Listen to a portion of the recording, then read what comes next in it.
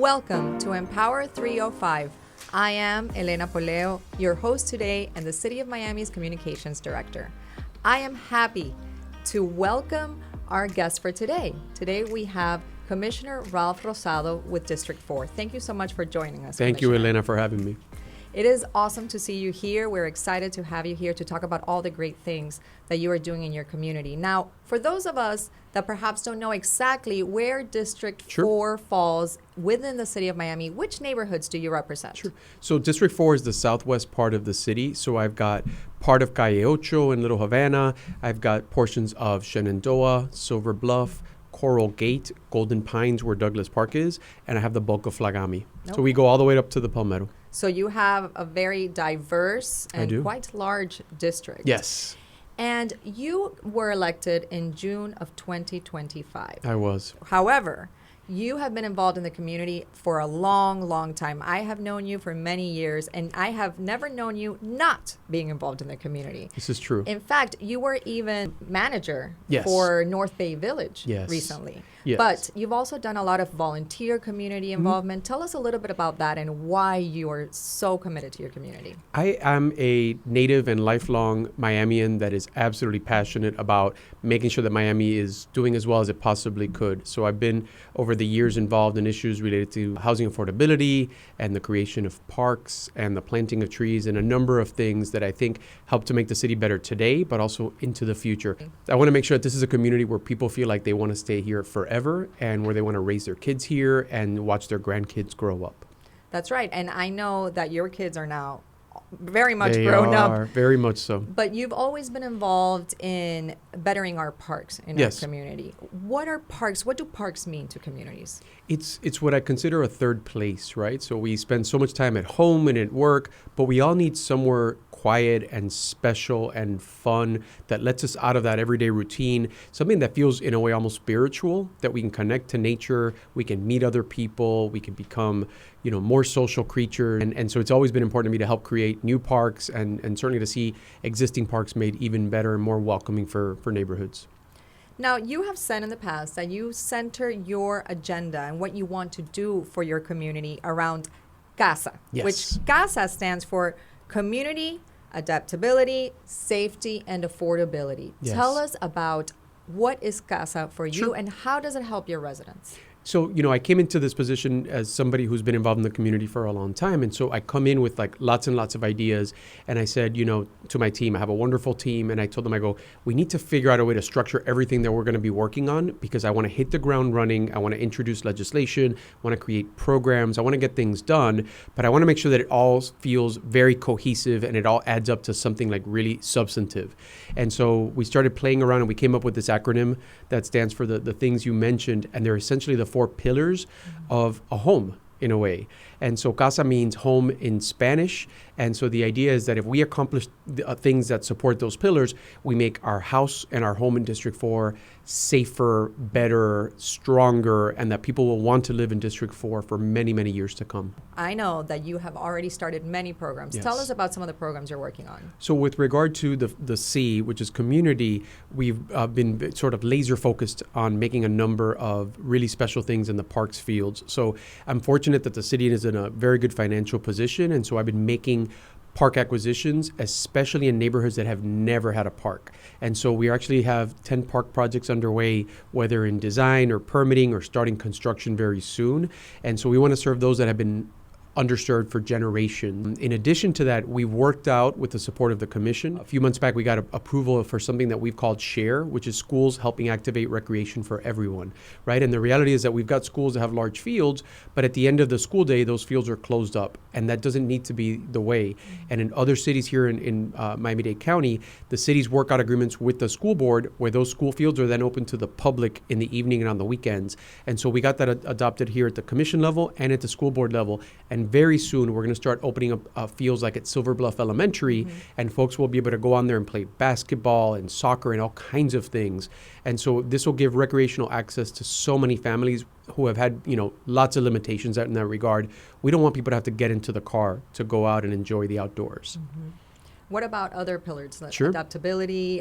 What is adaptability in your sense? So adaptability means protecting our homes and our neighborhoods from strong weather conditions, from sea level rise. And it also means making sure that our homes are actually more affordable for the families that are already in there so that they are adaptable to those families in the long run. And so we were able to introduce a program called SAVE, so storm-proof assistance and value enhancements. And thankfully, it was approved by the commission unanimously as well.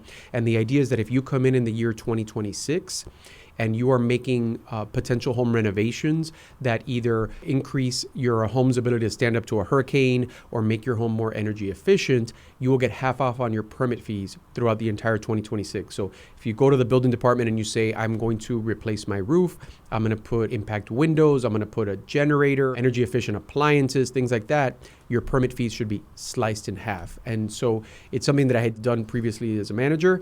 And what we saw is that more people come in to pull those permits, right? So you may make a little bit less money on each of them, but more people are taking advantage. It's good for the home, good for the family, good for the neighborhood, and it's good for the city overall. So we encourage everybody to do that. Great. Well, the next pillar Sure. is safety. Very important in the Yes. city of Miami. Tell me how you're working on that. We've been very supportive of increasing the number of police officers. So as our city's population grows, the number of police officers should keep up with that. And it's not so easy to ensure that that happens because police officers retire in large groups. And so we've got to make sure we're getting more young police officers into the police academy. But in terms of District 4 very specifically, that's a citywide initiative that we are very supportive of and help to lead the way on that.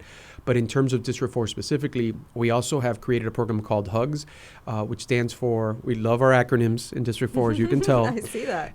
So it's Housing Underserved Groups Safely. And so what we've done is that working very closely with the police department, we've actually tracked crime data. And we've realized in District 4 in particular, and this is not necessarily the case in the other districts, but our crime activity is often focused on motels. These are motels that have existed for a long time, but over time, they've not been the best places, and sometimes there's quite a bit of turnover.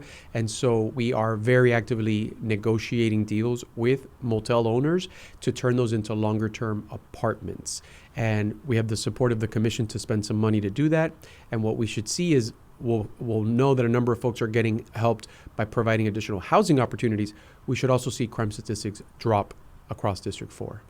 I see. And the last one would be affordability, which I know a lot has been talked about, affordability and Yes. living in the city of Miami. How are you tackling that issue in your district? Living in Miami anywhere, whether it's our district or anywhere at all, is expensive. I mean, people do want to be here. And so what we're seeing is the cost of living going up. And we know that many folks work at relatively modest income jobs that those, have salaries that aren't going to be shooting up from today to tomorrow. Right? So we've got to figure out ways to make the living in the city more affordable for those folks. So I've been very supportive of helping to get affordable and workforce housing projects underway across Miami-Dade County for many years. With regard to my district specifically, I'm proposing a large teacher-focused housing project in Flagami, the west end of the district, in partnership with the school board and the county and others to really get some teacher housing created. Additionally, we got, with the support of the commission last year, we got something passed to be able to give lower income senior citizens a rebate on their city taxes. So if you met certain income thresholds and you were over 65 and you lived in a homestead property, we actually sent you back a check returning your city property taxes. So we want to make sure that we serve really people of just about all income strata, that we're able to keep them here in the city and help them live more affordably. That's very important, especially for seniors that have been here for so long Yes. and are now down to Living on monthly fixed incomes. fixed income. So Absolutely. that's very important. And I want to point out for anybody that has benefited from that Yes. program is that it's automatic. It's only is. for the city portion of the tax. That's right. That's important to note because we don't control the other parts of it, That's right. unfortunately. So, Commissioner, as we come up on your first year, Yes. what are some of the programs you're most proud of, and maybe what are we looking at in the future? Absolutely. So we've got a couple things on the horizon that I'm particularly excited about. So we had a press conference recently and we announced the upcoming groundbreaking for Superhero Park. And it is the city's, well, the district's, the city's, and even the county's first 100% ADA accessible park. I had a niece who passed away a few years back, and she lived her life in a wheelchair. And so I got to see firsthand what it was like to have to try to navigate Miami and South Florida within a wheelchair. And the reality is a lot of our recreational amenities just don't cater to those kids. And so this is a park where if you are in a wheelchair, you'll be able to use every single piece of playground equipment.